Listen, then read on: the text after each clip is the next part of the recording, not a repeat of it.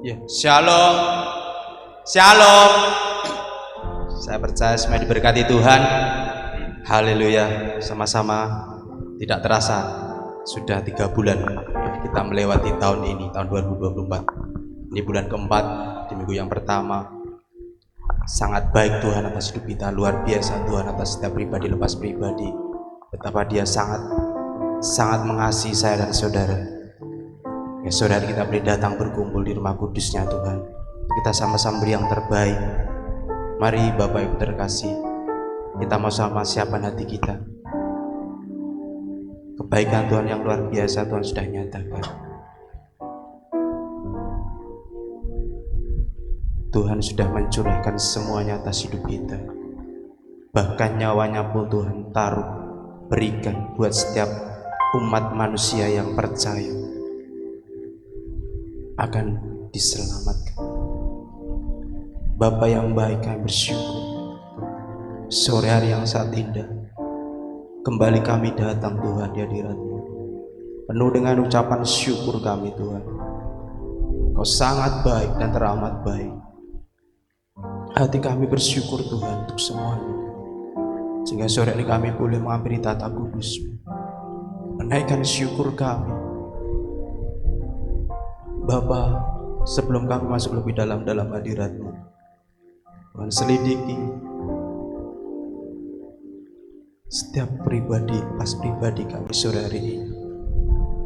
Tuhan layakkan, Tuhan kuduskan. Bila Tuhan dapati sesuatu hal yang tidak berkenan maupun dosa di hadapan, sore hari ini Tuhan basuh dengan darah, supaya kami layak dan kudus saat kami berada di dalam hadirat. Dan kami mau menikmati Tuhan kebersamaan dengan Engkau. Kau ambil alih Roh Kudus ibadah sore hari ini. Dari awal pertengahan sampai akhir, Roh Kudus Kau beracara penuh. Bahkan malaikat surga berkemah di seling tempat ini. Kemuliaan-Mu memenuhi tempat ini. Sehingga Tuhan berkat yang dari surga Tuhan curahkan atas kami umat-Mu melalui kebenaran firman. Dan juga akan dimeteraikan dengan perjamuan, dengan tubuh dan darah. Kami serahkan Tuhan semuanya ke dalam kuasa Roh Kudus, atas segala sesuatu yang Tuhan kerjakan atas kami semua. Dalam satu nama Tuhan kami Yesus Kristus, kami berdoa dan ucap syukur. Haleluya. Bagi-Mu Tuhan segala puji, hormat, kemuliaan bagi nama. Haleluya Roh Kudus. Haleluya Roh Kudus. Ya Yesus, lamati bagiku. Ya Tuhan, selamatkan jiwaku. Bagi Dia pujianku, tak dapat ku balas kasih-Nya.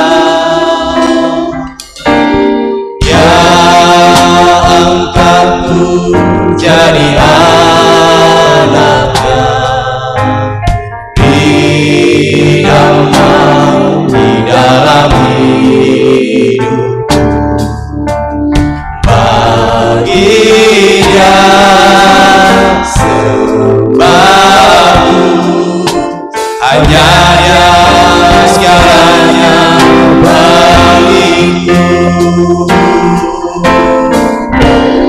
Bagi Dia segala pujian, hormat serta syukur, kekal selamanya. Bagi Dia segala pujian, hormat serta syukur,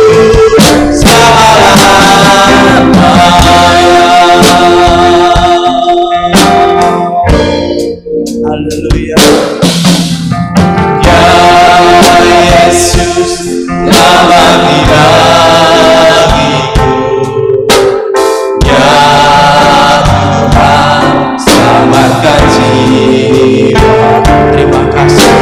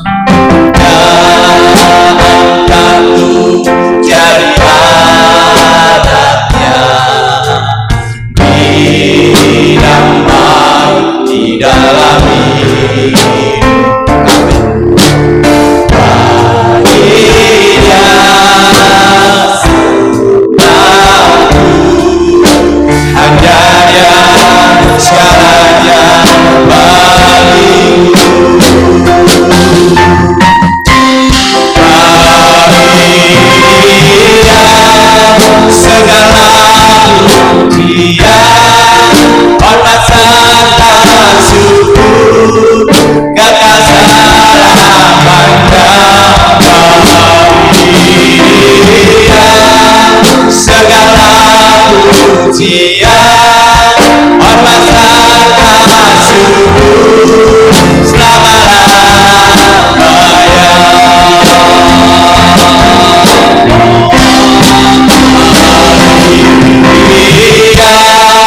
Segala pujian, hormat serta syukur kekal selamanya. Amin, amin. Hormat serta syukur lebih-lebih katakan bagi Dia. Segala pujian, hormat serta syukur kekal selamanya.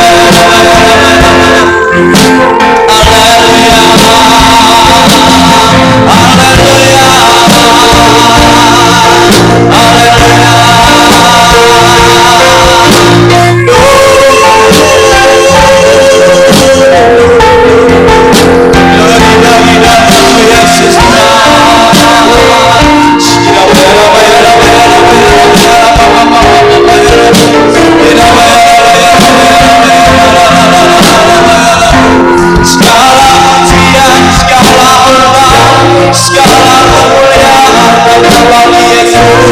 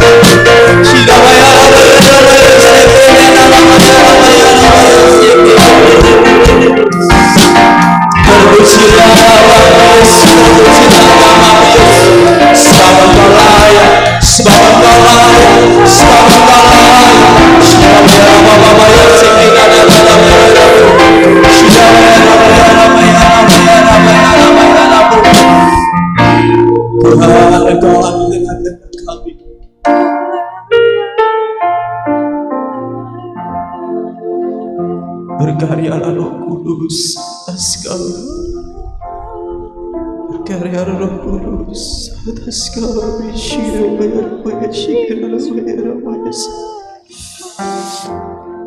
Hirabaya sikira rabaya rabaya rabaya sikiri.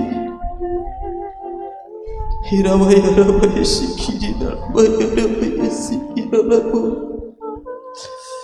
Hati kami terbuka untuk Roh-Mu Tuhan, Saudara. Hatiku terbuka untuk Roh Kudus. Hirabaya rabaya rabaya rabaya rabaya sikiri. Hirabaya rabaya rabaya sikira rabaya rabaya rabaya. Berkuasalah Roh Kudus atas setiap kami. Berkuasalah Roh Kudus atas setiap kami. Berkuasalah Roh Kudus atas pribadi kami. Berkarya Roh Kudus. Hirabaya rabaya rabaya.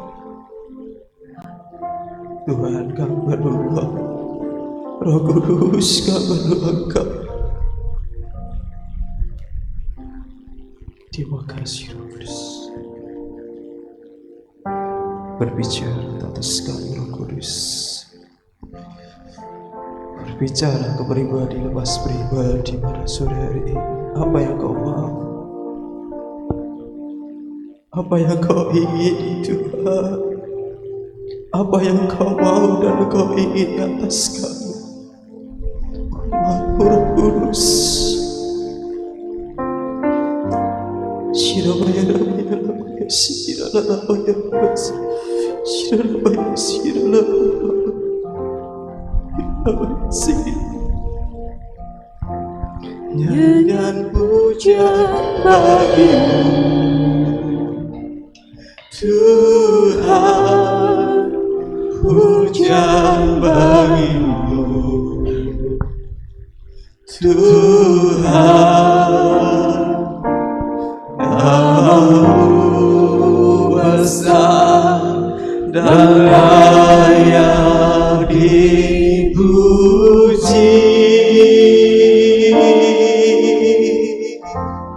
Nyanyian pujian bagimu Tuhan, pujian bagimu Tuhan.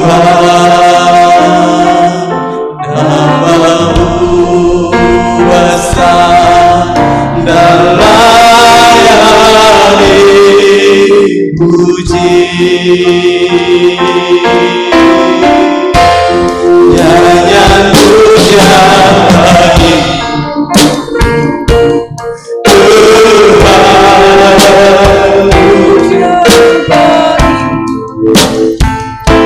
biarlah kami hanya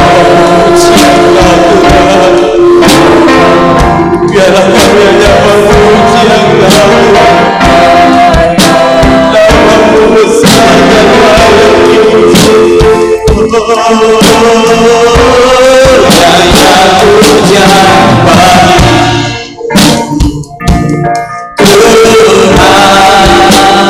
pujian bagi Tuhan, pujian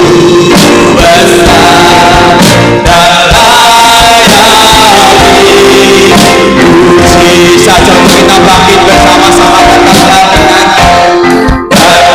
pujian bagi sambil angkat hatimu di hadapan Tuhan pada sore hari ini. Angkat hatimu, angkat suaramu di hadapan Tuhan. Saat engkau berada di hadapan tahtanya yang kudus, berikan yang terbaik pujian hati. Berikan yang terbaik buat Raja di atas segala raja.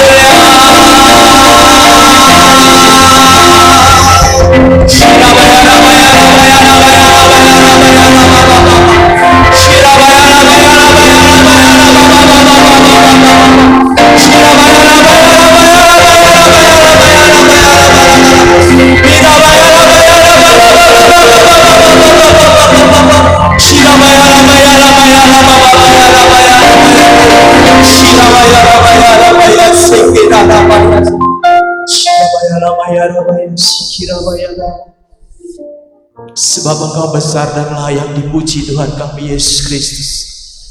Selama-lamanya Tuhan kami hanya menyembah Engkau, sampai hati kami menyenangkan hati Engkau, sampai hatimu disukakan atas setiap pujian dari setiap hati kami. Hirabaya sikina walabaya sikirabu. Hirabaya sikirabu, hirabaya sikirabu. Hirabaya sikina labaya sikirabu, labaya sikinabu. Hirabaya labaya labaya sikina labaya sikina labaya labaya sik. Hirabaya labaya labaya sikina labaya labaya sikina labaya labaya sikina labaya. Shirabaya labaya labaya labaya sikina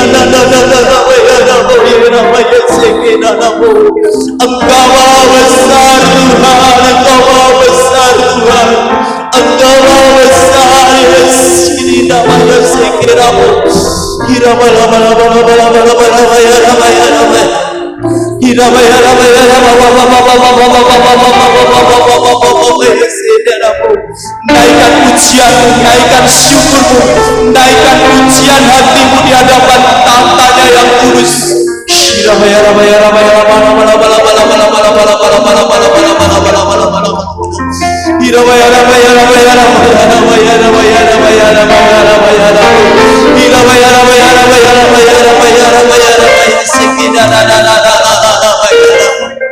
Tuhan, Engkau luar biasa, Tuhan, Engkau dahsyat ajaib. Pujian, pengagungan hanya bagi Engkau, kemuliaan hanya bagi nama Yesus Tuhan.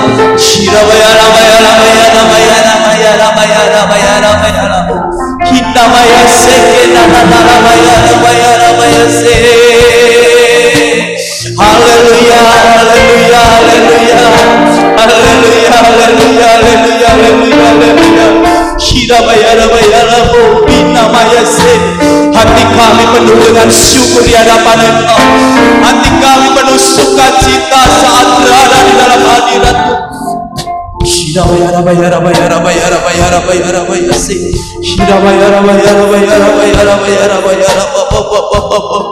Tanganmu terbuka,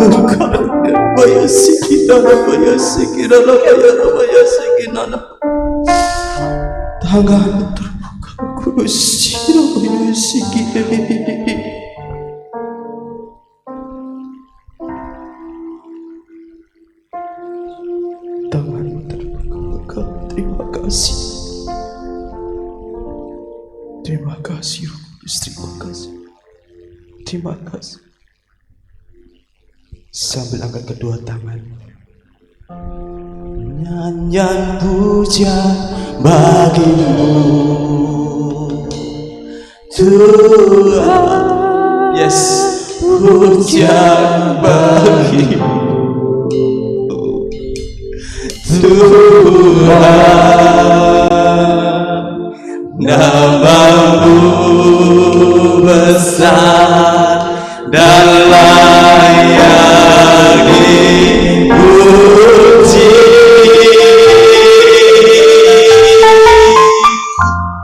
Nyanyian pujian bagimu Tuhan, pujian bagimu Tuhan. Nama-Mu besar dan layak dipuji.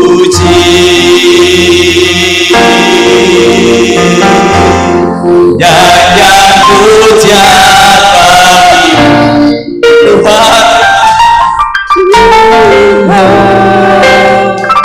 pujian bagimu Tuhan. Nama-Mu besar dan layak dipuji.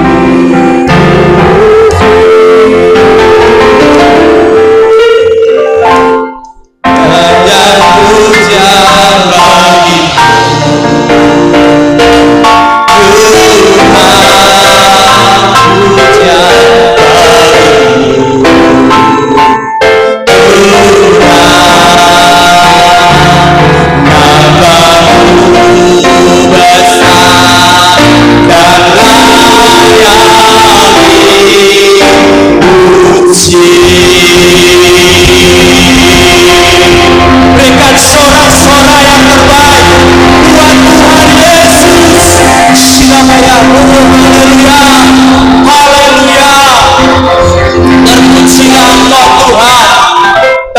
Terpujilah Engkau Tuhan kekal sampai selama-lamanya.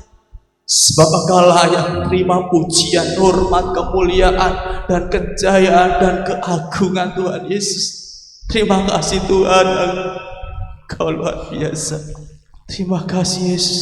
Di dalam satu nama Tuhan kami Yesus Kristus, kami berdoa dan kami mengucap syukur. Haleluya. Amin. Silakan duduk dulu Bapak yang terkasih.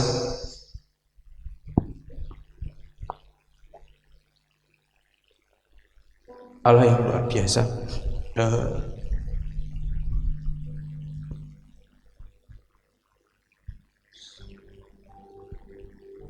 Terima kasih. Sedikit menyaksikan di awal pujian itu sangat gelap, pekat sekali, dan itu sangat pekat, gak tahu. Tuhan hanya suruh sembah terus, hanya sembah dan sembah, gak tahu. Dan saya melihatnya sangat pekat sekali. Saya juga gak tahu, tapi Tuhan bilang sembah aku. Ketika saya melihat Ibu Gembala mengangkat tangan, saya merasakan ada sesuatu hal yang seperti membawa silet itu menyisir seperti ini, dan itu mulai terbuka, dan itu tidak cepat, dan itu sangat lama, sulit untuk membuka suatu tirai yang hitam yang sangat pekat. Dan saya sendiri pun sangat berat, saya nggak tahu tuh hari ini apa. Dan terus saya nggak hanya Tuhan suruh sembah aku, sampai saya merasakan ada suatu hal yang dalam hati, dan itu saya mulai, Tuhan saya ngomong, ini apa? Dalam nama Yesus, ini apa? Dalam nama Yesus. Dan itu mulai terbuka, dan benar, ketika terbuka itu berada di hadapan tahta Allah, dan Tuhan itu seperti itu sangat lama sekali, itu tidak saya lihat, tidak dalam pandangan cara mata rohani saya, nggak pernah saya lihat, sudah lama banget. Dan sore ini saya melihat bahwa tangan Tuhan di atas tahta yang kudus, dan di situ hanya ada orang yang menyembah, dan di situ hanya ada orang menyembah.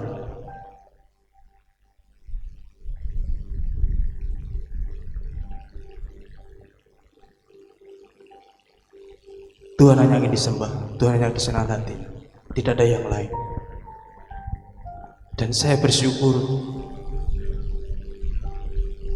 saya minta pada Tuhan lagi bukakan mata rohani. Dan setiap perjamuan, ketika Bapak Gembala bilang dalam perjamuan itu untuk mengoleskan sisa cawan yang kita minum itu di pikiran, di mata, di telinga, di mulut, di hati, dan di perut. Dan saya imani, saya cuma minta Tuhan mata saya untuk melihat secara yang Tuhan mau. Dan hari ini saya mengimani hari Jumat kemarin, Tuhan, saya ingin ada sesuatu hal lagi yang sudah sangat lama saya rindukan, dan Tuhan tunjukkan. Dan luar biasa, sangat indah di dalam Tuhan. Kalau enggak mungkin terbatas dengan ibadah, kita bisa present worship, tapi Tuhan juga ingin ngomong, Tuhan juga ingin bicara melalui firman-Nya. Jadi kita tidak hanya menyenangkan Tuhan, Tuhan juga ingin kita mendengarkan. Tuhan tidak hanya ingin mendengarkan pujian kita, tapi Tuhan juga ingin didengar saat Dia berbicara melalui kebenaran firman Tuhan. Sore hari ini Bapak yang terkasih, Tuhan hanya ingin saat engkau beribadah, persiapkan benar untuk datang pada Tuhan. Jangan kita sekedar datang supaya kita bisa mengisi kursi, tapi ada satu hal yang kita mau sama-sama berikan yang terbaik buat Tuhan. Saya nggak tahu juga pribadi lepas pribadi Bapak Ibu, tapi percaya dan imani, saat engkau datang dengan segenap hati, engkau akan mengalami Tuhan. Itu tidak hanya doa dari Bapak Ibu Gembala supaya jemaat mengalami Tuhan sendiri pas pribadi, Kalau kita hanya mengimani tapi kita nggak mau bertindak, kita juga nggak dapat apa-apa. Tapi kalau kita mengiman dan kita bertindak, kita akan mengalami apa yang Bapak Ibu Gembala doakan, supaya pribadi lepas pribadi jemaatnya mengalami Tuhan secara pribadi. Bagaimana merasakan pribadi lepas pribadi dengan Tuhan, itu sangat indah dan sangat indah. Dan saya sangat bersyukur sore hari ini Tuhan perlihatkan kembali. Mari Bapak terkasih, ketika kita Tuhan sudah mau mendengarkan pujian kita, mari kita tiba saatnya kita mau mendengarkan Tuhan berbicara melalui kebenaran firman Tuhan. Kita akan siapkan hati kita sore hari ini, hati kita biar dibajak oleh kebenaran firman Tuhan. Berbicara Roh Kudus atas kami umat-Mu, supaya kami mengerti jalan kami tidak salah, supaya jalan kami tidak berbelok dari kebenaran.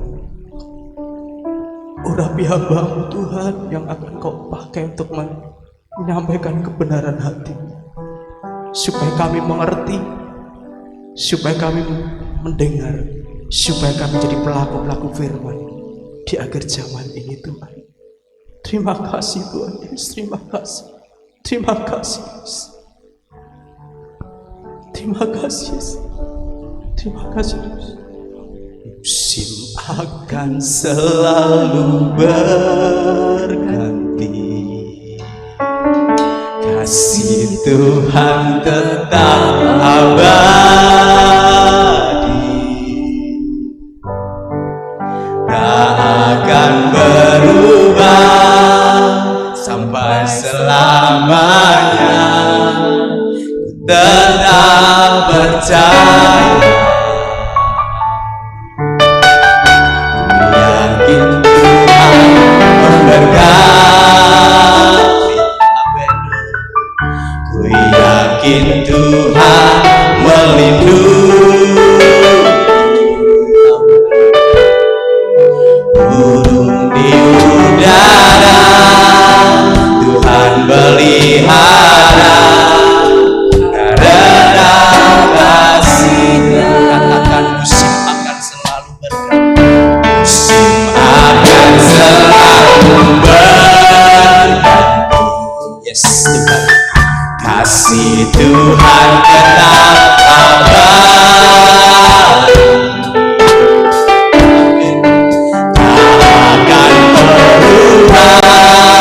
sampai selamanya. Ku tetap percaya, ku yakin Tuhan memberkati, ku yakin Tuhan melindungi. Amin, amin. Burung di udara Tuhan pelihara, karena kasih-Nya. Tuhan selalu menolongku, selalu menjagaku,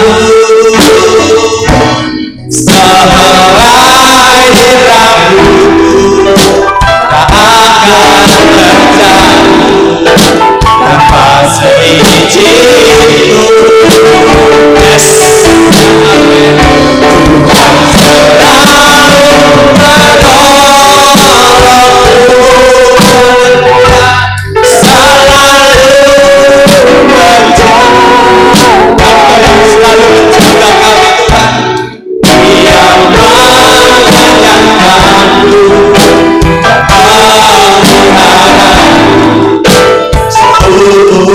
hidupku. Saja sekali lagi berbagi berdiri di depan Tuhan. Dan selalu berganti. Saja kita sekali lagi kembali bangkit di depan Tuhan. Terima kasih Tuhan. Akan berubah sampai selamanya. Tetap percaya, ku yakin Tuhan selalu benar. Ku yakin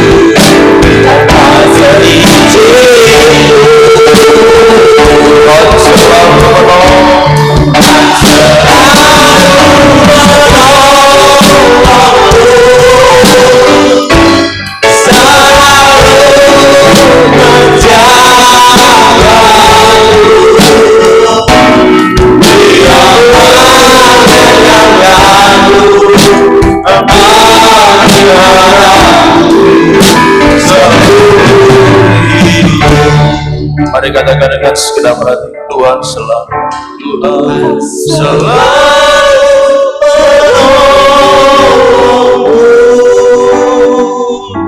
selalu menjagaku,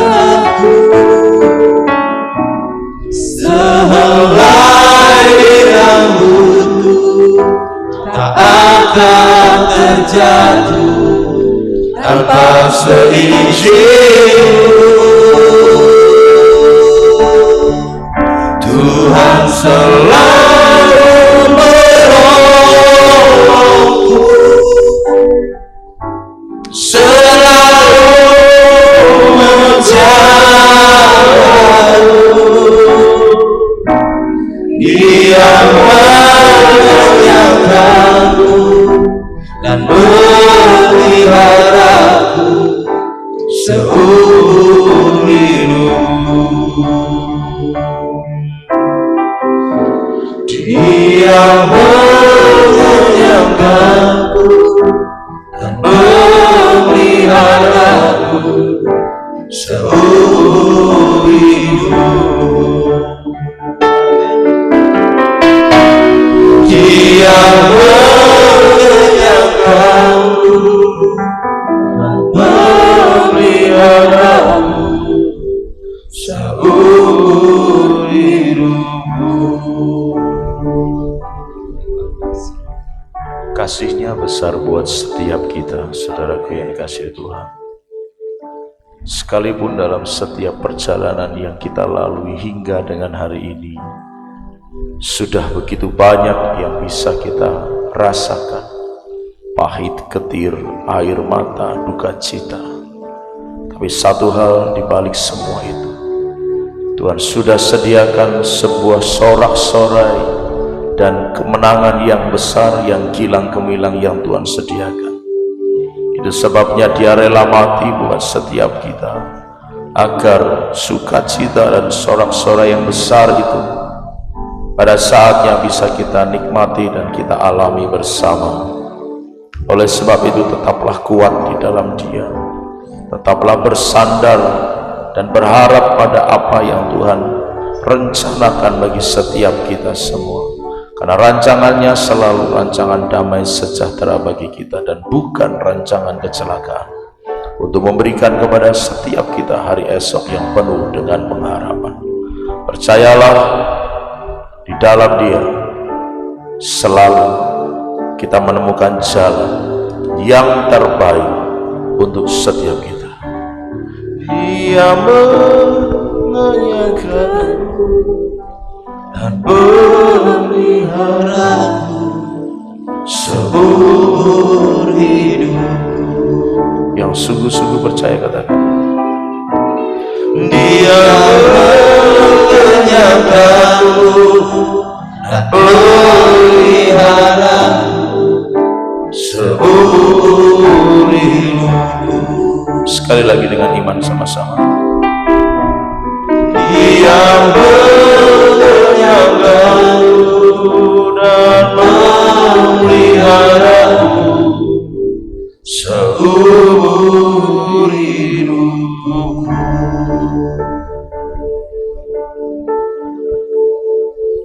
Saatnya Engkau berbicara kepada kami Tuhan, dan buat kami mengerti, menangkap setiap isi hati-Mu pada sore hari ini, dan semua yang bisa menghalang-halangi dalam kami mendengar, mengerti, dan melakukan firman Tuhan. Dengan ini aku singkirkan, halaukan, hancurkan di dalam nama Tuhan Yesus Kristus, sehingga setiap kami benar-benar Tuhan bawa untuk mengerti firman Tuhan. Terima kasih, kami siap untuk menerimanya di dalam nama Tuhan Yesus Kristus. Haleluya. Kita semua yang siap katakan amin. Silakan duduk Bapak Ibu Saudara. Shalom. Puji Tuhan Bapak Ibu Saudara, kesempatan yang indah kita bisa ada pada sore hari ini untuk kita kembali boleh belajar firman Tuhan. Dan oleh sebab itu mari kita akan siapkan dan sediakan kehidupan kita untuk kita boleh bersama-sama boleh belajar firman Tuhan.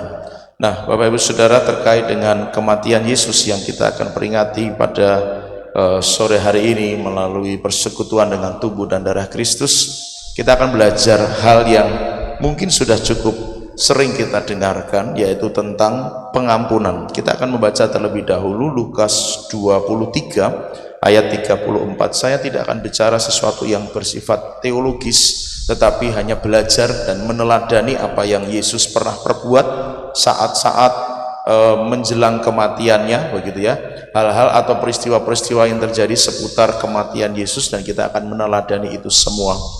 Lukas 23 ayat 34 bisa bantu ditayangkan. Kita akan baca sama-sama terlebih dahulu sebelum kita belajar lebih lanjut firman Tuhan ini. Lukas 23 ayat 34, kita baca sama-sama. 1, 2, 3. Yesus berkata, "Ya Bapa, ampunilah mereka, sebab mereka tidak tahu apa yang mereka perbuat." Dan mereka membuang undi untuk membagi pakaiannya. Amin. Terima kasih buat kerjasama yang baik Bapak Ibu Saudara.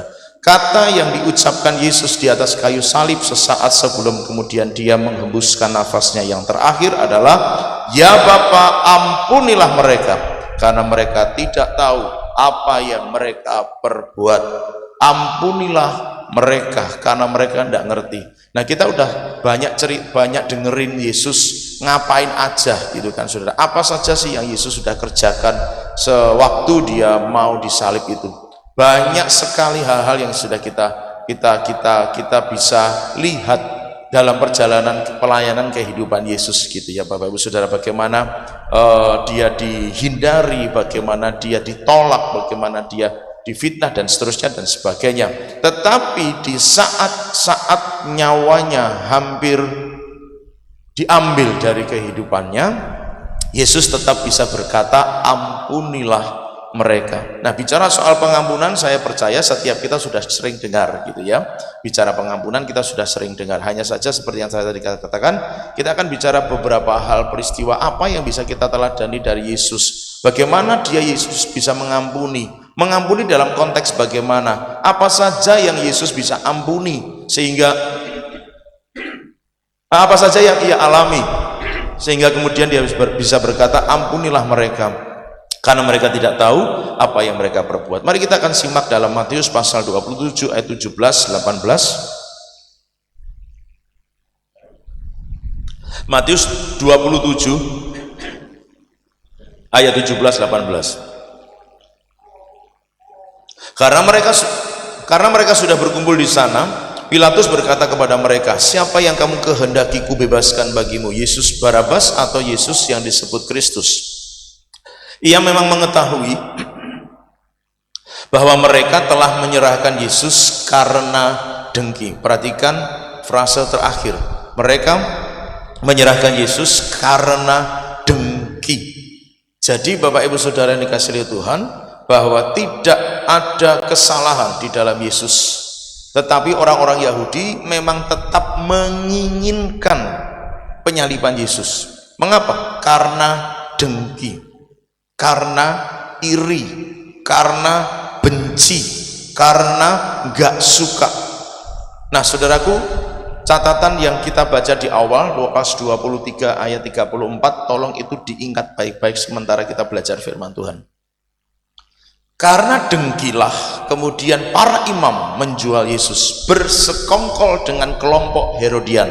Kelompok Herodian itu adalah kelompok keturunan Herodes. Padahal secara politik mereka itu berseberangan. Partai oposisi, kalau saya boleh pakai istilah di negara kita. Mereka tidak pernah bisa nyambung secara politik.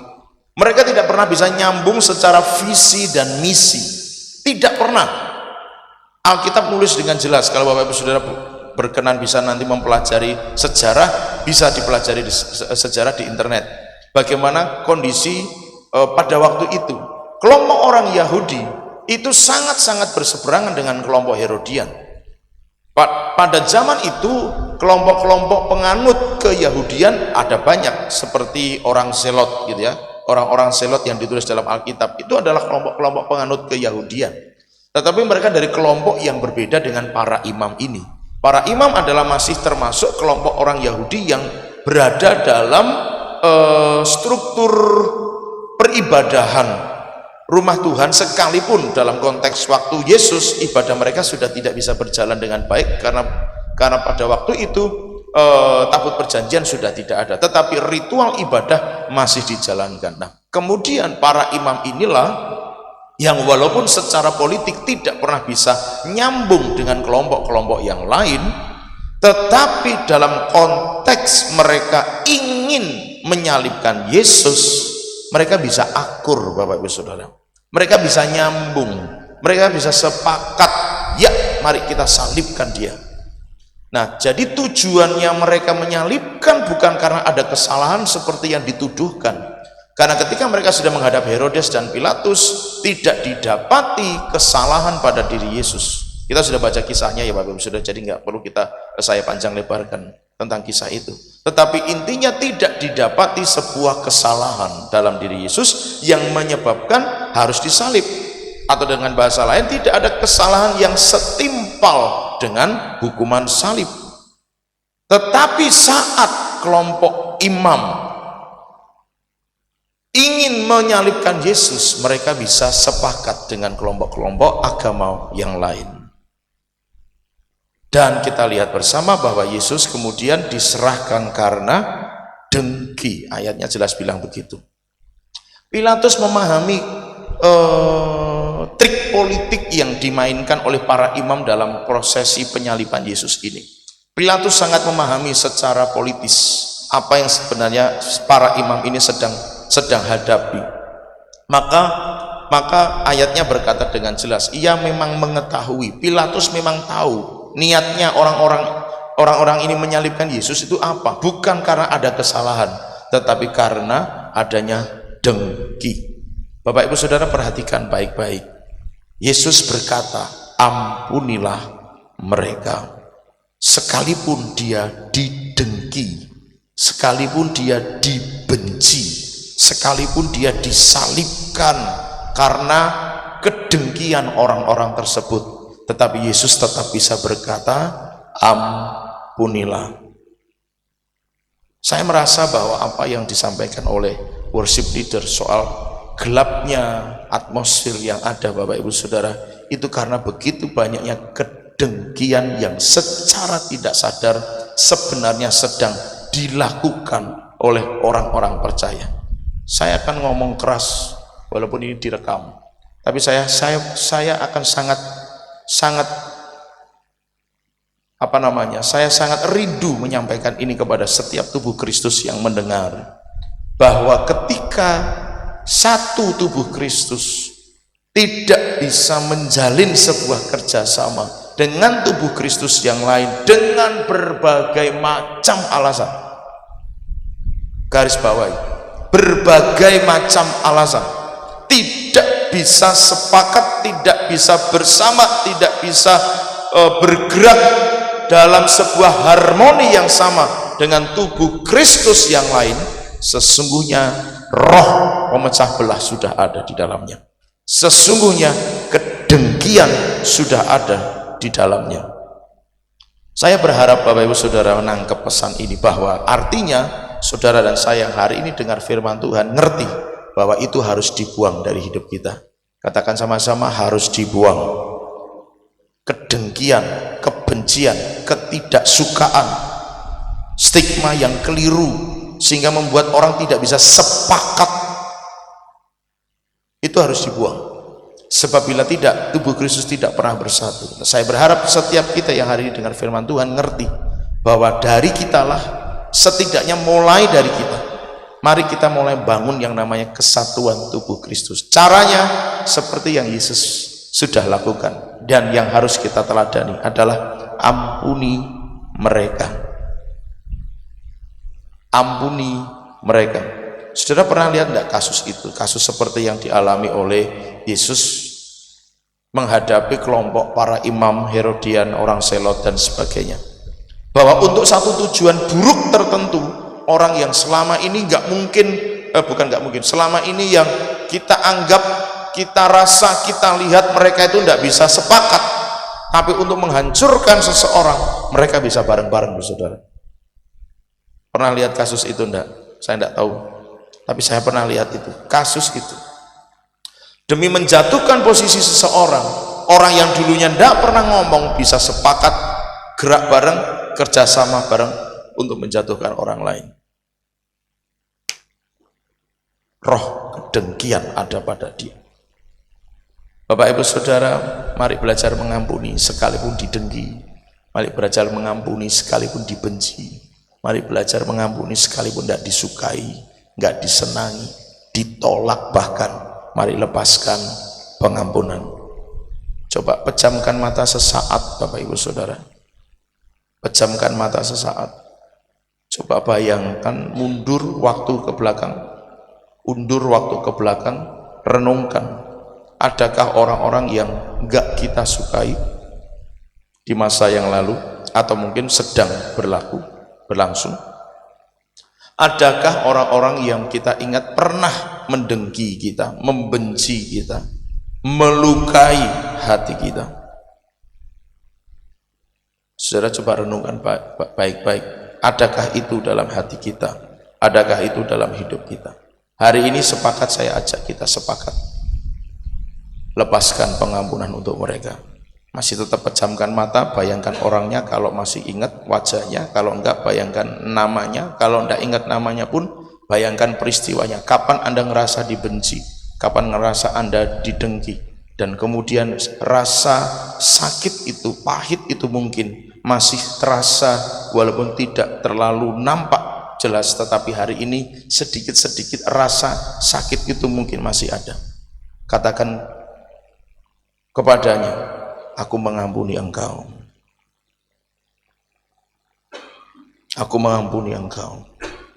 Aku mengampuni engkau. Nah, saudara bisa buka mata lagi.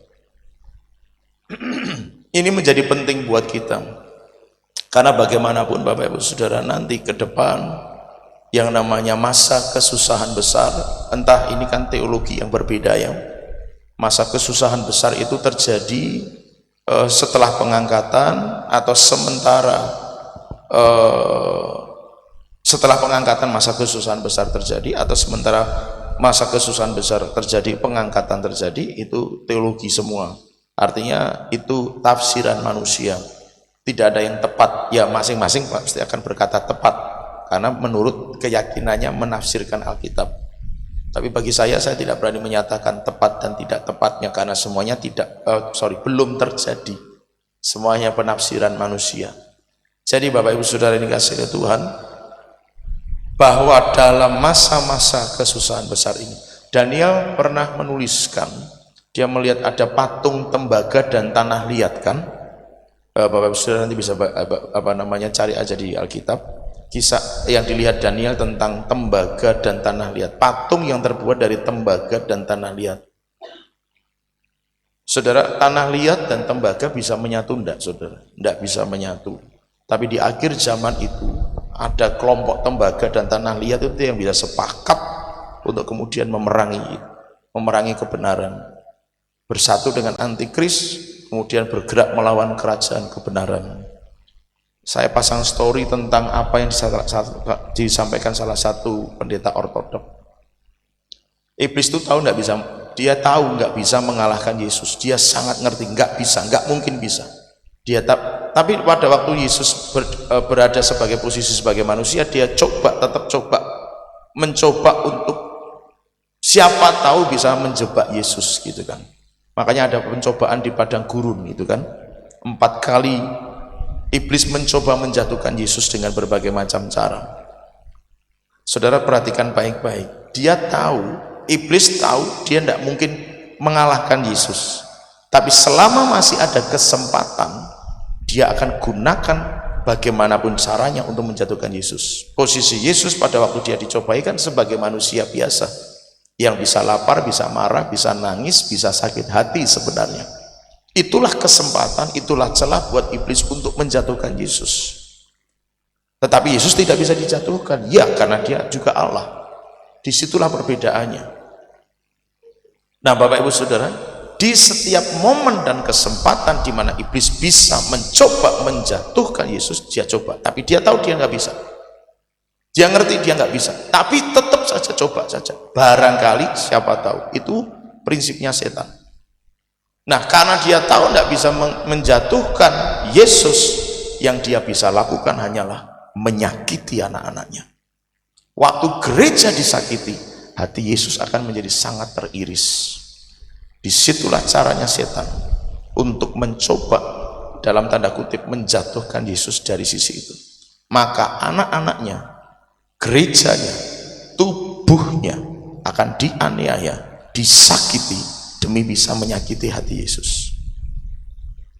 Jadi kalau gereja disakiti, gereja dianiaya, sekali lagi seperti yang pernah saya katakan, bukan karena manusianya yang tidak suka, tapi mereka sedang dipakai oleh iblis untuk menyakiti tubuhnya, tubuh Yesus yang adalah gerejanya. Mereka, siapapun itu, sedang dipakai setan untuk menganiaya gereja Tuhan agar hati Yesus tersakiti ketika gerejanya tersakiti. Itu yang itu yang iblis sedang lakukan. Nah, itulah sebabnya mengapa hari-hari ke depan gereja akan berada dalam sebuah situasi yang sangat, bahasa saya, tidak menyenangkan. Karena iblis tahu waktunya sudah sangat singkat, dia akan sakiti gerejanya demi menyakiti hati Yesus. Jadi Bapak Ibu Saudara, jangan pernah bisa berpikir bahwa kita akan hidup dalam kondisi yang haleluya luar biasa. Dalam pengertian yang saya maksud adalah terlepas dari penderitaan dan aniaya, sama sekali tanpa aniaya dan penderitaan. Tidak mungkin. Penderitaan akan selalu ada menyertai. Ada ayatnya masalahnya. Satu, demi menajamkan seseorang. Gitu kan? Besi menajamkan besi, orang akan menajamkan sesamanya. Jadi sesama tetap akan dipakai Tuhan untuk menajamkan kita. Lalu akhir zaman itu juga jelas, itu kan, gereja akan mendapatkan aniaya. Lalu ayat yang lain juga berkata, kalau orang mau taat beribadah, dia harus, itu ayatnya bilangnya begitu, kalau orang mau taat beribadah, dia harus menderita aniaya. Jadi penderitaan dan aniaya bagian dari hidup orang percaya. Wah, berarti kalau begitu ikut Yesus itu rekoso, monggo, keputusan ada pada jenengan, keputusan ada pada Anda. Tapi percayalah bahwa penderitaan yang dimaksudkan tidak berarti bahwa hidup kita sengsara, tanpa masa depan, tanpa kehidupan yang layak, tanpa berkat-berkat, tanpa mujizat. Saya tidak mengatakan itu, tetapi penderitaan akan selalu ada. Namun di tengah-tengah penderitaan, seperti bangsa Israel, di tengah padang gurun, air keluar dari bukit batu. Katakan amin. Di tengah padang gurun, roti mana selalu turun dari surga. Di tengah padang gurun, tiang awan meneduhi di siang hari, tiang api menghangatkan di malam hari. Sekalipun tugas atau fungsi dari tiang awan dan tiang api tidak hanya untuk itu, gitu ya. Tetapi adanya tiang awan dan tiang api, ya salah satunya bermanfaat dalam orang Israel seperti itu, Bapak Ibu Saudara. Di tengah padang gurun, Tuhan tetap bisa mengirimkan burung puyuh. Jadi sekalipun bahasa Alkitab adalah orang Kristen harus menderita aniaya, tetapi tetap ada mujizat. Di tengah penderitaan, berkat tetap berkelimpahan. Di tengah penderitaan, pertolongan selalu ada. Di tengah penderitaan, penyertaan Tuhan selalu dirasakan. Di tengah penderitaan, anugerahnya besar, melimpah buat setiap kita. Yang percaya katakan amin. Jadi karena janji Tuhan itu sungguh amat luar biasa, aku hidup supaya kamu mempunyainya di dalam segala kelimpahan. Jadi janji Tuhan itu luar biasa. Maka dalam setiap apapun yang Bapak Ibu Saudara kita alami, Ayo belajar seperti Yesus, ampunilah mereka, karena mereka tidak tahu apa yang mereka perbuat. Yesus mengampuni Petrus yang sudah mengkhianati dia. Yesus mengampuni Yudas yang sudah menjualnya. Yesus mengampuni murid-muridnya yang sudah meninggalkannya saat ia harus memikul kayu salib menuju ke bukit Golgota. Yesus berkata, ampunilah mereka karena mereka tidak tahu apa yang mereka perbuat. Jadi siapapun yang dengki kita, benci kita, ampunilah mereka. Yang siap mengampuni katakan haleluya. Matius 27 ayat 22 23. Kata Pilatus kepada mereka, jika begitu apakah yang harus kau perbuat dengan Yesus yang disebut Kristus? Mereka semua berseru, ia harus disalibkan. Katanya, tetapi kejahatan apakah yang telah dilakukannya? Namun mereka makin keras berteriak, ia harus disalibkan. Sudah perhatikan ayat yang 23 ini. Apa yang kejahatan yang dilakukan Yesus sehingga ia harus disalibkan? Mereka tidak mau jawab apa kesalahannya karena memang tidak ada kesalahan dalam diri Yesus. Itu saya pakai istilah bahasa Jawa, pokoknya salibkan. Itu dosa pokoknya, saudara. Tidak mau menjelaskan apa yang menjadi keinginan mereka untuk menyalibkan, karena buat mereka pokoknya harus disalibkan, selesai. Ya karena mereka nggak menemukan kesalahan. Hati-hati sikap begini Bapak Ibu Saudara. Kalau tidak tahu lebih baik bertanya daripada kemudian justru membuat sebuah berita, pokoknya jangan, nggak usah. Nah kenapa alasannya? Pokoknya nggak usah, jangan. Ini bahaya. Ini yang menyebabkan Yesus disalibkan. Prinsip ini, cara berpikir seperti ini, kehidupan, pola pikir seperti inilah yang menyebabkan Yesus disalibkan. Pokoknya, apa kesalahannya? Salibkan pokoknya, selesai. Itu yang bahaya. Bagi Yesus, orang-orang ini pun Yesus berkata, ampunilah mereka, karena mereka nggak ngerti apa yang mereka perbuat. Kadang Bapak Ibu Saudara dalam hidup kita menghadapi hal yang serupa. Pokoknya yang namanya Kristen nggak boleh, gitu kan? Tuh, alasannya apa kalau nggak boleh? Pokoknya nggak boleh. Nah kan susah. Kalau udah ngomong pokoknya itu kan jadi berat kan, saudara ya toh. Tapi Bapak Ibu Saudara, ayo belajar tetap mengampuni mereka. Itu yang Yesus teladankan dalam hidup kita. Sekalipun mereka cuma bisa berkata salibkan. Pilatus sempat bertanya, apa kesalahannya yang setimpal dengan penyaliban? Mereka malah justru berteriak semakin keras, salibkan, pokoknya salibkan. Gak penting ada alasan, gak perlu ada alasan, pokoknya salibkan. Tapi dalam hal ini pun Yesus telah memberikan teladan, ampunilah mereka.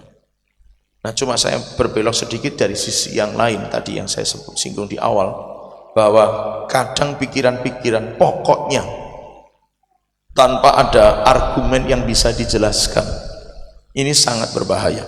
Pola pikir ini sangat berbahaya. Maka Bapak Ibu Saudara, saya sarankan ayo diskusi, sharing, tukar pikiran dari hati ke hati supaya ada kejelasan, tidak membangun sebuah stigma negatif. Ah dia pasti begitu, pasti begitu, karena saya lihat gelagatnya begitu, karena saya lihat kelakuannya begitu, pasti begitu.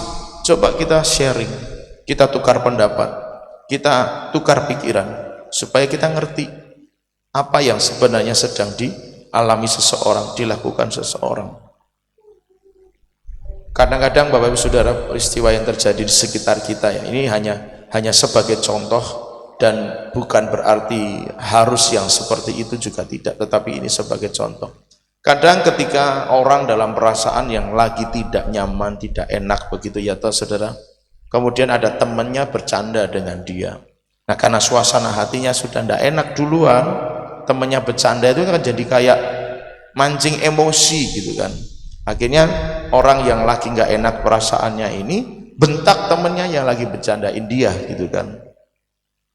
Nah, orang yang di sana itu tadi yang mencandain temennya ini kadang-kadang juga nggak ngerti gitu kan. Kok kamu bentak aku? Padahal selama ini kan kamu nggak pernah bentak aku gitu ya. Nah, dia punya kesimpulan. Pak, berarti kalau begitu Erik itu tidak bagus orangnya. Erik itu tidak bisa diajak bercanda. Mulai hari ini udah usah ngajak omong dia lagi lah. Padahal dia tidak paham situasi hati hari itu, detik itu, misalnya begitu kan Bapak Ibu Saudara. Ini hanya contoh ya Bapak Ibu Saudara.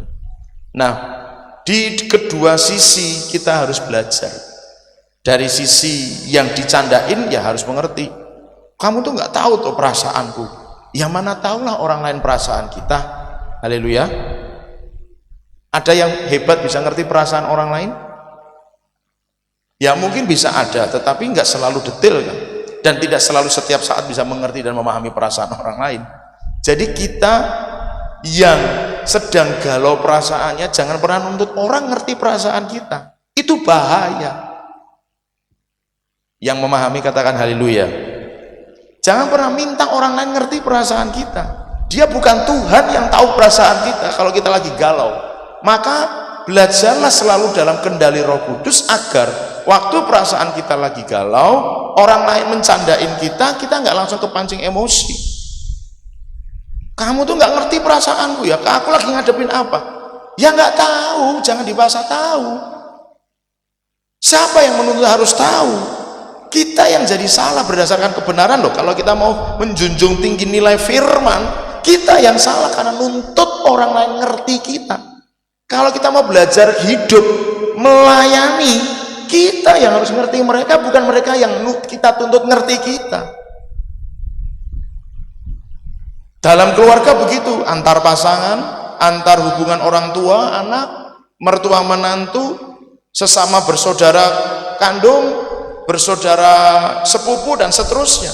Dalam berjemaat, dalam bertetangga, dalam membangun tubuh Kristus sebuah kota, sebuah bangsa dan seterusnya bisa dikembangkan. Kalau masing-masing orang ngerti prinsip aku melayani dan bukan dilayani, nggak akan pernah nuntut orang lain ngerti kita. Nggak gampang. Karena hampir bisa selalu disalah mengertikan oleh orang lain ketika belajar seperti itu. Tapi ayo Bapak Ibu Saudara, kalau percaya firman, hidup dalam firman, firman ngajarnya cuma satu, melayani bukan dilayani. Kalau punya prinsip melayani, bukan nuntut orang lain ngerti kita yang ngerti mereka. Oh iya, dia sedang nyandain aku yang memang lagi nggak bisa ikut bercanda ini, tapi kan nggak bisa marah dengan dia. Nah, posisi sekarang berganti, dia yang lagi mencandain temennya, gitu kan, marah nih. Yo jangan langsung ambil kesimpulan, wah nggak bisa diajak bercanda dia ya. Tunggu, coba cek, gali lebih dalam. Kenapa kok dia marah ya? Padahal biasanya diajak bercanda dia bisa. Kok ini dia marah ya waktu saya bercandain dia? Mungkin cara candaan kita yang salah, mungkin terlalu nyinggung perasaan juga bisa. Atau ya itu tadi karena suasana hati orang lain sedang tidak enak. Tapi kita juga nggak boleh mengambil kesimpulan, wah sekarang nggak bisa diajak bercanda, nggak usah bercanda lagi sama dia. Nggak bisa begitu juga Bapak Ibu Saudara. Harus menilai, harus melihat lebih dalam. Kok dia marah ya? Oh mungkin lagi suasana hatinya nggak bagus. Gitu kan Bapak Ibu Saudara yang dikasihi Tuhan. Sekalipun sekali lagi ya tidak mudah. Kadang-kadang hal-hal tersebut juga bisa disalah mengerti oleh orang lain. Tapi belajarlah sekali lagi kembali ke firman yang tadi sudah saya singgung. Kalau semua masing-masing punya prinsip melayani. Aku lagi bercanda, dia marah. Sorry ya, kalau bercandaanku keterlaluan, membuat kamu tersinggung dan marah. Tapi ada obrolan Bapak Ibu Saudara, ada perkataan supaya tidak ada kesalahpahaman. Itu yang diajarkan oleh firman Tuhan. Jangan salah menilai orang lain, jangan juga terlalu menghakimi orang lain. Dalam posisi yang tadi, sana atau sini, yang saya sudah ilustrasikan tadi, saya gambarkan, di masing-masing harus bisa belajar yang namanya mengerti. Kemudian mengampuni. Prinsip mengampuni yang selalu saya ajarkan berdasarkan apa yang saya mengerti dari firman adalah melupakan. Kalau orang mengatakan aku sudah mengampuni tetapi masih mengingat kesalahan, itu belum mengampuni. Memaafkan mungkin, tetapi mengampuni belum. Sekali lagi saya tegaskan, namanya mengampuni itu pasti melupakan. Itulah yang ditulis oleh Alkitab dalam Mazmur. Engkau tidak mengingat-ingat kesalahanku. Dalam bahasa lain Alkitab menuliskan seperti jauhnya timur dan barat menjauhkan dosa kesalahan. Seperti dosa yang dijatuhkan ke dalam tubir laut, itu seperti seolah dibuang dan dilupakan. Itu yang Alkitab ajarkan soal mengampuni, itu adalah melupakan. Jadi waktu orang berbuat kesalahan yang sama, itu bukan dianggap kesalahan yang kedua, ketiga, dan seterusnya, tetapi itu dianggap tetap kesalahan yang pertama, karena yang kemarin sudah dilupakan. Coba katakan sama-sama, mengampuni adalah melupakan. Maka kalau orang, kamu nggak tahu ya, kamu sudah ketiga kali, nah ini berarti belum mengampuni yang kemarin. Kalau kemudian terjadi sesuatu di antara mereka, kamu apa belum bisa mengampuni? Aku sudah mengampuni Pak, tapi ini yang ketiga kali. Oh, berarti dia belum mengampuni, karena yang diingat dia 3 kali kesalahan.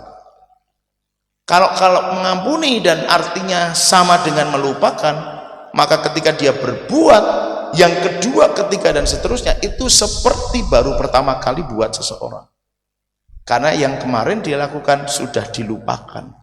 Itu arti mengampuni yang sesungguhnya. Mudah? Tidak mudah Bapak Ibu Saudara, tetapi harus belajar bisa. Kasih tahu kanan kiri, katakan harus belajar bisa mengampuni. Katakan sama-sama, bisa mengampuni. Kalau bisa mengampuni artinya apa? Melupakan. Cari aja ayatnya nanti di yang bagian Petrus bertanya berapa kali aku harus mengampuni. Saudara akan temukan di sana, kalau orang bersalah padamu dalam 1 hari, dia 7 kali datang kepadamu dalam 1 hari itu, Yesus katakan apa? Kamu harus memaafkannya. Dalam 7 kali dia datang bersalah, dia datang, saya contohkan, maaf pakai Mas Yepi, saya salah, datang sama Mas Yepi, Mas minta maaf ya, oke saya maafkan. Di dalam 1 hari loh, ayatnya bilang jelas, dalam 1 hari 7 kali dia datang, minta maaf ya, maaf, minta maaf lagi ya Mas, maaf. Dalam sehari 7 kali orang datang minta maaf, Alkitab nulis kamu harus memaafkan. Itu artinya kalau dia tidak melupakan, loh baru saja tadi kan kamu udah buat kesalahan, masa sekarang minta maaf? Sehari 7 kali saudara. Orang bisa bersalah, kata Alkitab dalam konteks cerita Yesus, bukan cerita, dalam konteks peristiwa Petrus bertanya itu, Yesus menggambarkannya begitu. Kalau orang masih mengingat kesalahan, 7 kali dalam sehari salah, datang dan minta maaf. Manusia pada norma umumnya berkata, oh tadi kan kamu baru salah, 2 jam yang lalu kamu baru minta maaf, sekarang bikin kesalahan lagi. Padahal kata Alkitab, maafkan. Itulah arti pengampunan yang sesungguhnya, karena yang tadi tidak dianggap lagi sebagai sebuah kesalahan. Selesai, lupa. Selesai, lupa. Mungkin peristiwanya masih ingat, tapi kesalahan itu sudah tidak dianggap lagi sebuah kesalahan dalam hati seseorang. Maka 7 kali orang datang minta maaf karena salah, tetap bisa dimaafkan. Karena apa? Yang 6 tadi sudah lupa. Peristiwanya masih ingat, tapi kesalahannya sudah selesai. Gampang enggak gampang, tapi jangan berpijak pada kata, kan namanya berubah tidak bisa cepat, Pak, betul. Tapi perubahan pasti akan terlihat. Waktu demi waktu pasti akan selalu terlihat. Nah, kembali kepada konteks yang kita pelajari tentang apa yang Yesus lakukan tentang mereka yang pokoknya. Nah, tadi Bapak Ibu Saudara, kaitannya dengan hidup kita. Pokoknya aku enggak mau lagi ngomong sama dia. Pokoknya aku enggak mau lagi bersinggungan dengan dia. Pokoknya aku enggak mau lagi komunikasi dengan dia, dan seterusnya dan seterusnya. Coba renungkan baik-baik. Kita ini kan tubuh Kristus ya. Walaupun bisa saja tidak terjadi, tapi renungkanlah begini. Misal Bapak Ibu Saudara, ada orang yang kita nggak sukai. Kebetulan itu sesama anggota tubuh Kristus. Kemudian kita berkesimpulan, pokoknya mulai hari ini aku nggak akan ketemu dia lagi. Suatu saat bisa tidak Tuhan mempertemukan kita dengan orang yang kita sudah ambil keputusan nggak mau ketemu tadi? Bisa. Demi apa? Demi kita diajar melakukan firman-Nya. Mengampuni itu sama dengan melupakan, dan artinya kesatuan tubuh Kristus itu harus terjadi. Demi supaya Tuhan ngajari kita ampuni. Jangan berpikir pokoknya nggak bisa, aku nggak mau ketemu dia. Nggak mungkin, saudara. Karena di satu titik tertentu suatu saat tetap Tuhan akan pertemukan demi menjalankan firman. Ampuni, ampuni, ampuni. Itu pasti suatu saat. Nah, konteks yang lebih kecil saya cerita dulu. Di kota kita, gitu kan, kita ketemu tubuh Kristus banyak orang. Terus ada orang yang berkesimpulan seperti yang saya sudah sebutkan sebelumnya. Padahal kita sedang membangun tubuh Kristus di kota ini. Bisa tidak ketemu dengan dia? Apalagi dalam satu kota sangat mudah ketemu dengan dia. Gitu kan? Lalu pada akhirnya Tuhan suruh kita, yuk bikin revival worship bersama. Tapi hati kita, ada dia. Aku tak lewat sini aja supaya nggak ketemu dia. Prinsip tubuh Kristusnya, kesatuan tubuh Kristus berjalan enggak? Enggak berjalan. Makanya saya ajarkan CSK Family, ayo belajar ngampuni orang. Jangan pakai istilah pokoknya. Kasih tahu kanan kiri, katakan jangan pakai istilah pokoknya. Nah, enggak tahu tanya sedalam-dalamnya, sedetil-detilnya sebelum berkesimpulan. Bahkan ketika misalnya Bapak Ibu Saudara, saya belajar banyak untuk hal itu. Misalnya nih, saya tanya sama seseorang, begini, dia jawab A, B, C, D, dan seterusnya. Sekalipun dia bohong sama saya, yang saya pegang adalah kata-katanya. Kalau dia bohong, urusannya dengan Tuhan. Selesai. Supaya saya tidak jatuh pada dosa pokoknya. Kenyataan mungkin saya lihat, oh ini kayaknya feeling saya enggak. Dia bohong nih, tapi karena dia sudah ngomong begitu ke saya, yang saya pegang kata-katanya, selesai. Walau saya dirasa kayaknya ini masih enggak jujur dia, ya sudah, urusannya dengan Tuhan. Daripada saya berkata pokoknya, hanya berdasarkan apa yang saya rasakan, enggak beresin orang ini, kayaknya enggak jujur nih, misalnya begitu ya. Nah, jadi Bapak Ibu Saudara, ini yang menjebak Yesus. Pokoknya harus disalibkan. Tanpa alasan, tidak boleh, karena itu bahaya. Nah, dari sini tapi kita belajar bagaimana kita kemudian mengampuni. Mungkin akan kita temukan orang-orang yang pokoknya, gitu kan saudara ya. Nah, lalu ayat yang ke-20 dari Matius 27. Kita baca sama-sama lagi Bapak Ibu Saudara, ayat 20 pasal 27. 1, 2, 3. Tetapi oleh hasutan imam-imam kepala dan tua-tua, orang banyak bertekad untuk meminta supaya Barabas dibebaskan dan Yesus dihukum mati. Bisa ditayangkan ayat 16 dari pasal 27. Ini tentang siapa Barabas. Tadi kan kita sudah baca sama-sama, Yesus Barabas dan Yesus yang disebut Kristus. 16 ya, Bapak sudah bisa lihat depan. Dan pada waktu itu ada dalam penjara seorang yang terkenal apa saudara? kejahatannya bernama Yesus Barabas. Jadi yang dituntut oleh orang-orang kepala-kepala, imam-imam dan orang banyak untuk dibebaskan itu, menggantikan posisi Yesus itu adalah penjahat. Mereka memilih penjahat yang dibebaskan daripada Yesus yang jelas-jelas tidak ada kesalahannya. Kadang dalam dunia kita mengalami hal yang demikian. Saya masuk di ayat yang ke-20 tadi dulu. Imam-imam kepala tua-tua bertekad meminta Yesus, meminta supaya Barabas dibebaskan dan Yesus dihukum mati. Hasutan kepada orang-orang yang sudah menghasut, sehingga Yesus pun pada akhirnya dihukum mati di kayu salib. Yesus berkata, ampunilah mereka, karena mereka tidak tahu apa yang mereka perbuat. Sekalipun dihasut, kalau mungkin bahasa sekarang fitnah barangkali, tetapi itu lebih jauh dari fitnah sebenarnya hasutan itu. Karena hasutan itu lebih mengarah kepada bukan berita bohongnya, tetapi mempengaruhi orang supaya tidak melakukan apa yang seharusnya terjadi. Saya ngomongin Mas Yepi supaya ngikutin jejak saya, membenci orang lain itu menghasut. Saya tidak mengeluarkan kata-kata fitnah tentang misalnya, Mas, Anda jangan percaya sama bejo itu, gitu kan? Lebih baik Anda percaya saya, ikut saya. Itu hasutan. Saya kan tidak memfitnah dengan mengomongkan bejo itu penjahat, Mas, jangan percaya dia.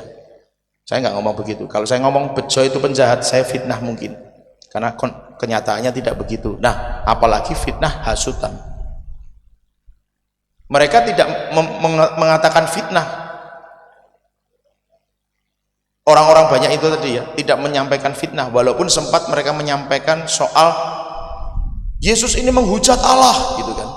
Tapi tuduhan yang itu tidak pernah disampaikan di depan Pilatus. Jadi tidak ada fitnahan sebenarnya, tapi hasutan. Hasutannya apa? Salibkan dia, pokoknya salibkan dia. Ya, masalahnya ada pokoknya tadi, sudah. Salibkan dia. Hasutan itu jauh lebih mengerikan daripada fitnah. Karena fitnah mungkin orang sekali ngomong jelek tentang seseorang selesai. Tapi kalau orang hasut itu karakternya, bisiin sana, bisiin sini, bisiin situ, bisiin sana lagi, untuk orang tidak suka sama orang lain. Ini jauh lebih mengerikan ininya, atmosfernya hasutan. Tapi Yesus tetap berkata, ampuni mereka. Mereka tidak ngerti apa yang mereka lakukan. Bapak Ibu Saudara, kalau dihasut orang, karena hasutan itu mungkin, ini bahasa jeleknya, ini kan cuma bahasa, hanya dalam bahasa saja, tidak dalam arti yang sesungguhnya. Hanya supaya menegaskan apa yang terjadi. Karena hasutan mungkin seseorang harus dipenjara. Karena hasutan mungkin seseorang harus disalibkan seperti Yesus. Dalam tanda kutip. Ampunilah mereka, karena itu teladan yang Yesus berikan kepada kita. Yang siap mengampuni katakan haleluya. Sakit gak sih dihasut? Sakit Bapak Ibu Saudara, sakit. Aja percaya Pak Erik, Bu Erik. Jangan percaya Pak Erik, Bu Erik. Itu menyebar loh Bapak Ibu Saudara. Itu bagaikan virus, beda dengan fitnah. Hoax, berita hoax. Hasut itu beda. Mungkin tidak ada fitnahan yang disampaikan, tapi menghasut orang itu mengerikan, karena dia akan terus bergerilya. Sampai ibarat kata nih, semua orang nggak suka sama kita. Itu hasutan. Nah, dalam kekristenan itu akan sangat bisa terjadi, karena dunia membenci kita, kata firman sudah begitu. Dunia itu membenci kita. Maka hasutan itu mungkin saja bisa terjadi pada kita. Dalam dunia kekristenan ya, sebagai pengikut Yesus, orang bisa menghasut karena kekristenan kita, hanya demi supaya kita ditolak, kita disingkirkan, kita dijauhi, dan seterusnya dan sebagainya. Tapi tetap mari belajar, ampunilah mereka. Nah, posisi ini yang agak sulitnya begini Bapak Ibu Saudara. Kadang karena itu kita tinggal di sebuah lingkungan tertentu, ada hasutan karena kita Kristen, kemudian menyebabkan kita berpikir, aduh lingkungannya nggak bagus, kita harus pindah dari sini. Mungkin iya, tapi coba saran saya lebih kepada berdoalah. Apakah memang harus pindah dari lingkungan itu atau tetap ada di sana? Karena kalau tugas kita adalah justru menjadi garam dan terang di situ, apapun yang terjadi, bahkan dalam tanda kutip kita harus disalibkan di situ, kita harus tetap ada di situ. Yang mengerti katakan haleluya. Jadi pindah tempat itu tidak berarti bahwa oke lah, gitu kan, saudara. Nggak selalu begitu, gitu ya. Kalau tugasnya adalah memang justru harus menerangi, menggarami, harus stay di situ, walaupun seorang diri sampai mati, ya sudah. Jadilah orang Kristen yang baik di sana. Tapi itulah hasutan. Bisiin sana, bisiin sini supaya orang tidak suka sama kekristenan, atau bisiin sana, bisiin sini supaya orang nggak suka dengan orang lain. Itu hasutan. Itu jauh lebih mengerikan. Berhasil tidak hasutan itu? Berhasil. Ayat 20 tadi berhasil. Hasutan itu membuat orang banyak sepakat, salibkan Yesus, bebaskan Barabas. Nah, yang terakhir tentang Barabas ayat 16 ini. Kadang posisi seseorang digantikan dengan orang yang tidak semestinya. Yesus tetap berkata, ampunilah. Loh, yang harusnya disalib kalau dalam konteks ayat ini adalah bukan makna rohaninya ya, berdasarkan peristiwanya ya Bapak Ibu, sudah bukan makna rohaninya. Kalau makna rohaninya jelas, Yesus disalib karena menggantikan posisi saudara dan saya, katakan amin. Supaya kita yang tidak dihukum, Yesus yang dihukum. Tapi dalam konteks cerita ini, dalam konteks ayat ini, berarti siapa yang seharusnya dihukum? Barabas, karena dia yang jahat. Tapi posisi itu digantikan. Kadang seseorang bisa mengalami kondisi di mana, loh itu kan seharusnya jadi bagianku, itu kan posisi yang seharusnya aku terima, itu kan posisi yang seharusnya aku miliki, itu kan posisi yang seharusnya aku tempati. Tapi di dalam situasi tertentu kadang-kadang orang menyerobot posisi kita, orang mencoba merebut posisi kita. Bapak Ibu Saudara, kadang posisi yang seharusnya menjadi bagian kita diambil secara paksa oleh orang lain. Tapi dalam hal itu pun Yesus memberikan teladan, ampunilah. Jangan jadi benci, jangan jadi nggak suka, jangan jadi nolak dia. Walaupun itu juga mungkin orang yang nggak kenal, bahkan sekalipun, jangan jadi benci kepadanya. Tapi ampunilah mereka, ampunilah dia. Posisi yang tergantikan. Ini sebenarnya menjadi bagianku yang harus aku terima dari Tuhan, katakanlah saja begitu bahasanya.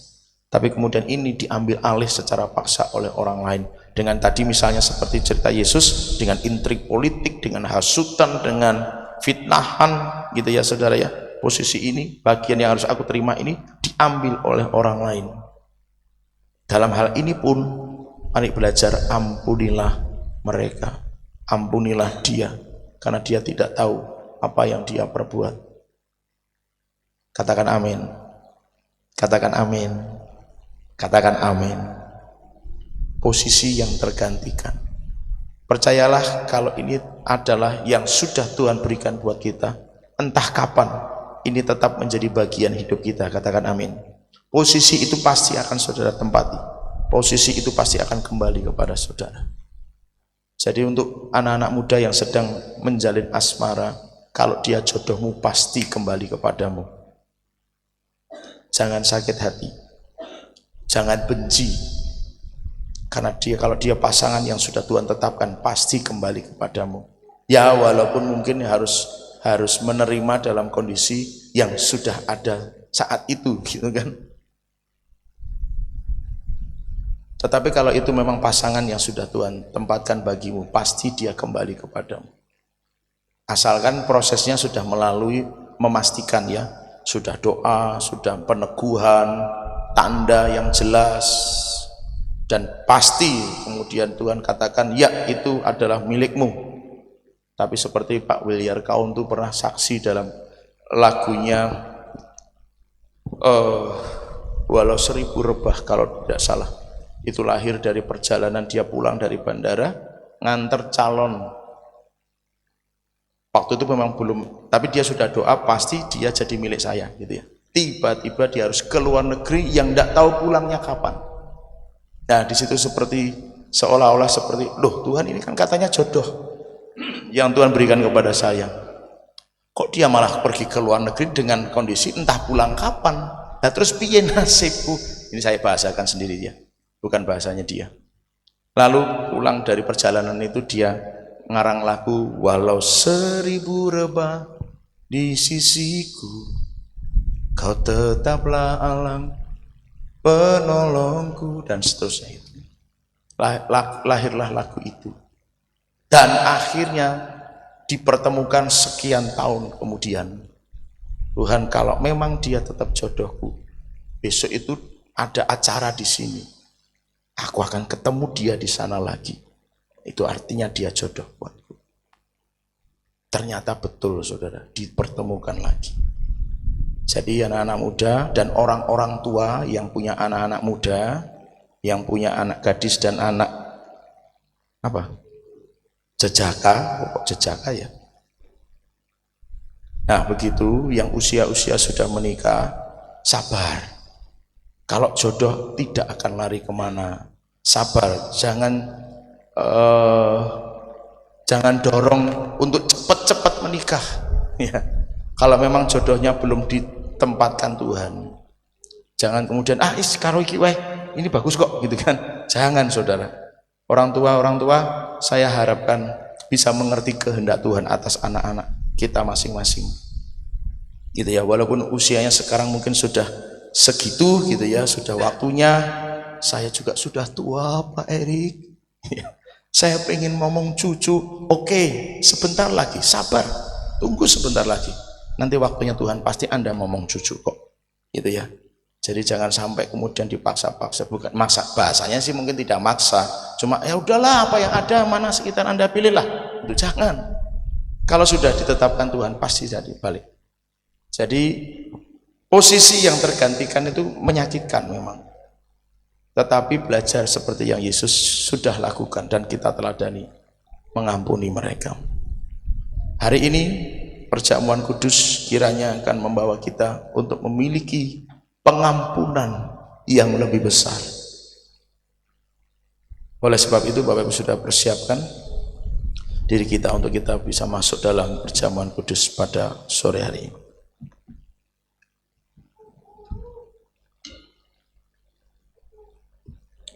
Para pelayan saya persilakan maju ke depan.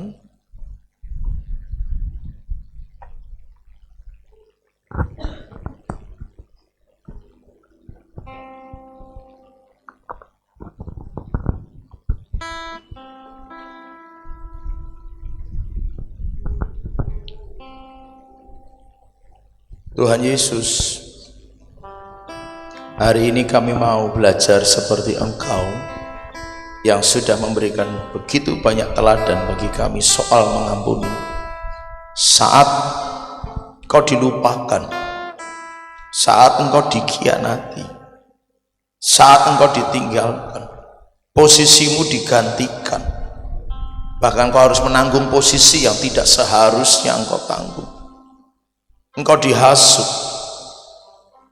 Engkau difitnah, dan dalam kesemuanya itu Engkau tetap bisa berkata, ampunilah mereka. Di saat Engkau sudah berada di kayu salib dengan segala penderitaan yang sudah Engkau tanggung, dalam posisi di mana Engkau sebentar lagi menghembuskan nafas terakhir, Engkau tetap bisa memberikan teladan kepada kami, ampunilah mereka. Hari ini hal yang sama kami rindukan terjadi pada diri kami. Kami pun bisa mengampuni semuanya, apapun, baik itu peristiwa atau seseorang yang pernah mungkin kami rasa itu melukai kami. Hari ini kami mau belajar, kami mau mengampuni peristiwa-peristiwa yang menyakitkan. Kami mau mengampuni situasi, kondisi, keadaan yang hari ini kami alami dan hadapi. Kami juga mau mengampuni orang-orang yang mungkin pernah kami anggap bersalah dalam hidup kami. Kami mau belajar Tuhan, dan lewat perjamuan kudus, persekutuan dengan tubuh dan darah Kristus, Kami mau menyerap kembali, kami mau mendownload lagi, kami mau mendapatkan impartasi lagi kasih Bapa yang besar yang menyanggupkan kami untuk kami bisa melepas pengampunan dalam kondisi situasi apapun juga. Maka hari ini ya Tuhan, kami buka hati kami, kami buka hati kami Tuhan, kami buka hati kami Tuhan, kami buka hati kami, kami buka hati kami. Mari Tuhan, Kau bekerja pada kami, Kau bekerja atas kami, Kau bekerja di tengah-tengah kami. Urapi perjamuan kudus, turun